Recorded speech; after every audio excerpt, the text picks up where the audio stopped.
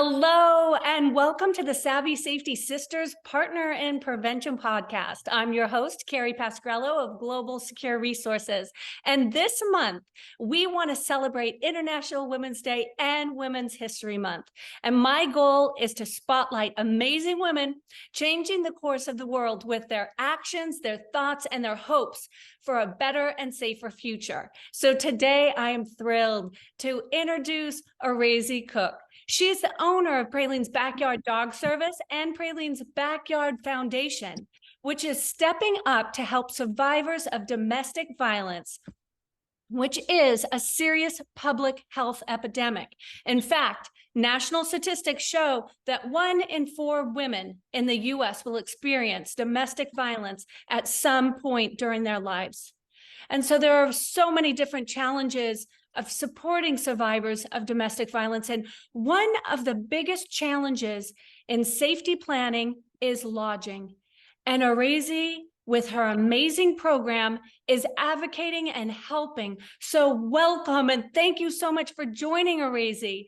Oh, thank you so much, Carrie. Yes, I'd love to start off with you sharing a little bit about yourself and how you started your foundation to help domestic violence survivors. Okay, good deal. Thank you. Well, I worked, let's see, where do I start? I've had this question a number of times. You would think I would have a perfect answer, but each time I think of something else. So I have worked, ever since I finished college, I've worked at either crisis line, domestic violence shelter, or a humane society. So over the course of my entire life, probably up until COVID was the first time in my life that I didn't go out to volunteer. And over the course of volunteering at different domestic violence shelters with the Humane Society, I saw a recurring theme.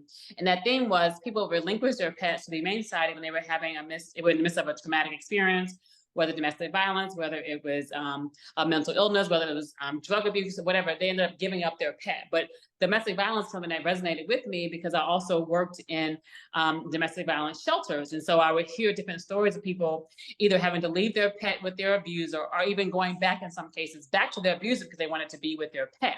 And so I kept hearing these stories through the years. And then in the midst of COVID, when I stopped volunteering and just really, assessing my life choices and thinking, what could I do to help in the capacity in which I could? I said, look, I want to create something to help survivors. Every night there is pet boarding facilities that they're not full, right? And every night a survivor decides to stay with an abuser because they can't go into a shelter with their pet. So what if we use the resources that are there, pet boarding facilities and pet fosters, to connect survivors with these facilities and with fosters who can house their pet? That way they don't have to stay with their abuser because they want to stay with their pet. And so that's how Praline's Backyard Foundation was born. Well, that's just amazing. And now, how long have you been doing this? Well, I say officially, we got my 501c3 status last year, but in different capacities, I've been doing this probably for over 20 years. I either worked at a domestic violence shelter, the Humane Society, a crisis line in some capacity. And so just bringing the idea together about building a network that did start last year. Wow, that's amazing. And I want to say thank you so much for your advocacy work in this space. I know it's difficult. I've worked in this space for a long time myself. And this is one area that, as you're seeing the issues happen, you're able to create something that will really help and resonate with the people that are in need. And so I just want to say thank you for stepping up and creating such an amazing organization. So thank you, thank you, thank you. Now, how many dogs? So since it's a fairly new endeavor, but how many dogs and survivors have you helped so far? And right now, we're averaging we've done 50 survivors so far. We've done every pets, different kind of animals, mostly cats and dogs. But yeah, that's what we've done so far. Actually, somebody asked me that question today. It's going like right now about 3 to 4 survivors a week. And we just got listed with the National Domestic Violence Hotline last week. So I imagine that will continually increase. I'm excited about just the potential to help more people. So yeah. Well, congratulations on that collaboration. That's really wonderful. And you know what, that's what it is in this space, right? You're reaching over, you're really locking arms with so many wonderful people out there in this world stepping up to help others. So this is a wonderful alliance that you're creating. And I don't know if you saw this recently, but we had the former NFL running back, Zach Stacy, and there was a video of a domestic violence.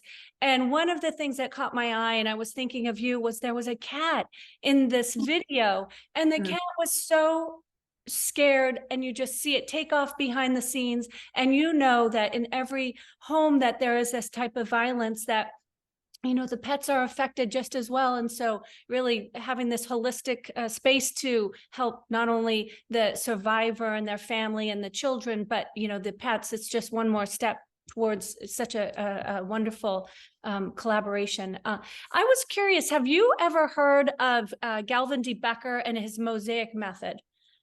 I'm not familiar with that, no. Galvin de Becker, this is one of my very favorite books, but he wrote a book about the gift of fear.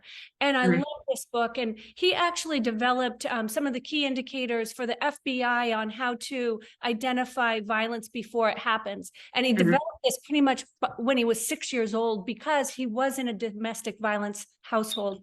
And the only way he was able to survive was to really pick up on those key indicators and understand when it was time to get to safety. But he developed his talent over the years, and now he's just an amazing resource out in the world. But he developed this mosaic method where you can go on, and it's a assessment that you can actually put in everything that's happening in your life with your situation, and it comes up with a statistic on how dangerous it is if it's time for you to leave. And there's certain key indicators that say it's go time now. And so there's all these different tips in this mosaic method where, and I'll make sure to add it into the information about our podcast, because it's a really great resource for everybody to have, because it helps people with the decisions, the next steps, what to do. And so that's just really interesting. I'll send you over the link too, so you can check it out. It's something you should share with people. Oh, definitely. I would love to read things. I am an avid reader, but I have not read his work. So that's awesome. I want to go back to something that you said earlier in terms of the trauma that pets experience that are in domestic violence situations. And part of the reason that the format that I have for Praline's Backyard Foundation is to back immediately when a survivor initiates contact with us, we put that pet into a pet boarding facility for just 7 days. And my rationale for 7 days is because no pet needs to be in a pet boarding facility for longer than that, because even a sheltering environment is a level of trauma. So we want to get that pet back into a home-like environment, such as a pet foster, as soon as possible, because that will let their life begin to normalize to an extent while they're without their primary parent, our primary owner. So that's why we really wanted to have that method of transition from an abusive situation, put them into a pet boarder, so there's an immediate need for that survivor, and then for the long term, put that pet into a pet foster situation until that survivor is able to take ownership of that pet again. And the reuniting. And reuniting the pet and the owner, it must be such a special time. Right? Yeah. Now, can you tell me, what is the process when somebody's planning to leave an abusive relationship and they want to incorporate your foundation into their plan? How do you do it from start to finish? Every situation is different. I'll say someone has initiated contact, either a survivor, an advocate, or a friend, just someone who's trying to advocate on behalf of the survivor. They initiate contact with the foundation, either through email or phone call. So they've initiated contact. And so I always ask the survivor or the advocate to identify a pet boarding facility that they are comfortable with. I think it's very important that survivors have ownership of where their pet goes, because so much of their life has been controlled by somebody else. Give them the ownership to say, I want my pet to go to this location. And if they don't have a place, I definitely will suggest a place that we partner with already, or I'll identify a partnership within that area, and to put that pet in that location. And so we'll put that pet in that pet boarding facility. While that pet is in that pet boarding facility, we will investigate fosters in that neighborhood. If we in that area, if we don't have a foster already, and we'll work with the pet boarding facility to identify a pet foster for that pet. And then that pet will be transferred to that pet foster, if not back with the survivor, because it's important to recognize that not every survivor goes into a shelter environment. Sometimes a survivor needs to move to another state. They may move further away. They just need to get out of the situation at the immediate need. So if whatever the situation the survivor needs, that's how we meet them at that need. Because every survivor, I've not seen no survivor case is the same.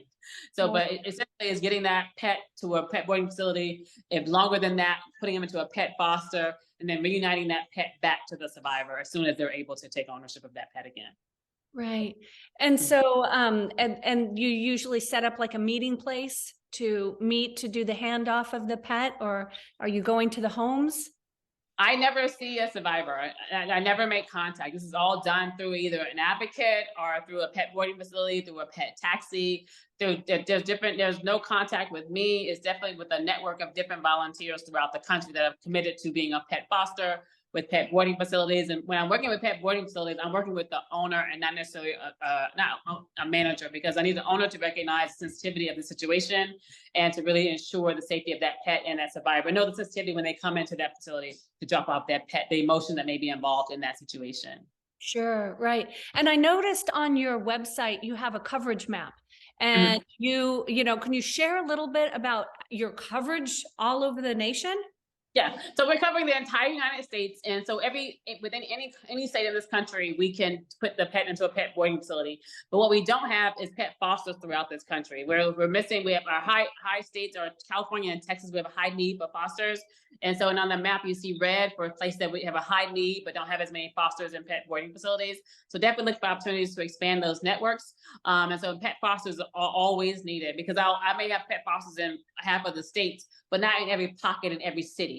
For instance, we know California is huge and Texas is huge, right? I may have pet fosters in LA or in San Francisco, but I have no one in San Diego. So it's important that we have coverage throughout the state. But at the same time, even if I don't have one on that map, there are foster networks that we work with that are just awesome, because I can get onto Facebook. I can say I have a situation. I'm looking for a foster, but not even giving details, but just I'm looking for a foster particular pet. And you're just amazed at how people start working. People are start working to help me. And so I really appreciate the connections I've made online that really support Praline's Backyard. Because as you may know, I have a TikTok and an Instagram presence, and the network that I've created, and I'll say my community, I call it, they are just so awesome in terms of supporting the foundation and providing fosters and connecting me with pet boarding facilities that are willing to support us as well. Right. So then I have to add in, if you've got plenty of time on your hands and you want to help a dog project and this organization, I think there's no better way to spend your time than to, get in touch with this foundation and offer your time, because it's really needed. Obviously, we want to fill that map up with all sorts of fosters. So thank you so much. And so how can others support your organization? Is there a place for people to donate? What would be the best way for them to help you? Well, I say the best way to help me is to follow, like, and comment on every post that I have on Instagram and TikTok and on Facebook. And I say that because my goal is to raise awareness by creating a community of 10 million people. We represent the 10 million people who are impacted by domestic violence each year in this country. I think by just really knowing the enormity of the situation, and of those 10 million, about half of them have pets. And about a third of those decide every day to stay with an abuser because they want to stay with their pet. They don't want to leave their pet with their abuser, and they necessarily can't go into a situation with their pet. Either they're going to a shelter or a friend's house or a family member's home, they may not be able to accept the pet. And so we don't want a survivor to stay with an abuser for that reason. So first, I want you to follow all of our accounts, right, to raise awareness. Secondly, if you're able, definitely donate. And if you're not able to donate, just share. Follow and share our content just to raise awareness, but to raise awareness. My goal is to reach 10 million people. Once I have that, then I'll have the next goal of trying to raise a whole bunch of money. But I believe that the donations will come when people know the need. Yeah, that's so true. Hey, and for our listeners that will be listening through the radio or through their, on the TV or something, can you share what your handles are on Twitter and TikTok? Yeah, share. I'm so sorry. So yes, Praline's Backyard Foundation.org is our website. We have a PayPal link on there that says donate. You can learn more about donating. Also, we have Praline's Backyard on TikTok, Praline's Backyard on Instagram, and on Facebook. So it's just Praline's Backyard. So definitely. Wonderful. And in closing, do you have any last words for our audience? Just thank you so much for giving us a space to talk about domestic violence and the situation that happens with survivors of domestic violence with pets, because it's a really issue that we don't recognize. Like, I live in Georgia, and Georgia only has 3 shelters within our state that will house a pet and a survivor for a number of reasons, which are very valid, I think. And that's because sometimes abusers use I'll say dogs mainly as a weapon against survivors to make them scared. And so you don't want to necessarily put a pet, just a dog, in a shelter environment to be trauma for another survivor. So that's why a lot of shelters do not accept pets, which is a very valid concern. So, but there are only 3 in our state that have pets. And then of those 3, it's only accommodations for about 25 pets. So imagine each day, there are more than 25 people in the state of Georgia that's a survivor that needs accommodations for their pet. And so we just really want to raise awareness of this issue. If you're able to be a pet foster, definitely look at the opportunities to be a pet foster in your community. And if you have a pet boarding facility that you use on a regular basis, have them be an advocate in terms of supporting domestic violence survivors by housing the pet of a survivor in the midst of transition, by contacting Praline's Backyard to be a partner with us as we serve this population of people in need. Yeah, that's wonderful. So really, in closing, Praline's Backyard Foundation is actively searching for organizations to support, and they want to partner with organizations that are willing to provide the free pet services, the daycare, the board. What about grooming? Things like that, right? Training.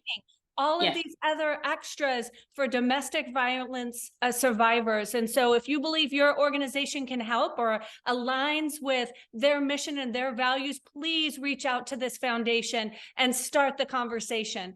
And we know nobody wants to experience trauma, but if it happens, there are a lot of people and resources available. And I have to say, as a person that worked in direct services with victims, survivors, and their significant others, I know there is hope. There's always a way for us to empower ourselves. And if we speak up, we can change the culture. We can educate everybody about risk reduction techniques, and we can learn all different ways to support survivors. And we really, want to also incorporate bystander strategies to give tools to interrupt the process of harassing behavior and violence when we see it. So we need to talk about domestic violence and about gender violence, about intimate partner violence, and different ways for us to stay safer in this world. So I'll end today with, if you or a friend is in need of help, please reach out to the following resources, because help is available. You can speak to somebody right now at the National Domestic Violence Hotline. It's 24 hours every single day at 800-799-7233. And I'll make sure to add in all the links for more resources in the description of our podcast and on our YouTube about the RAIN hotline, about pathways to safety, about love is respect, about no more.